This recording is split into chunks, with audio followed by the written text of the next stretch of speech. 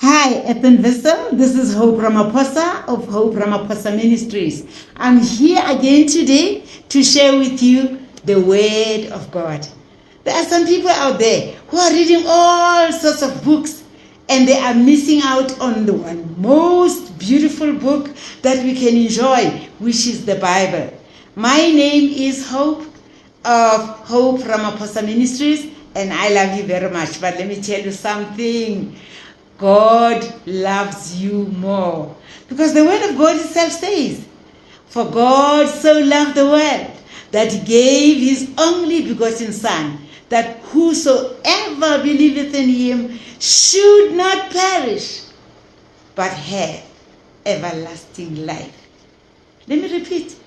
For God, he so loved the world that he gave his only begotten Son, that whoever, there's no discrimination, whoever believeth in him shall not perish, but have everlasting life.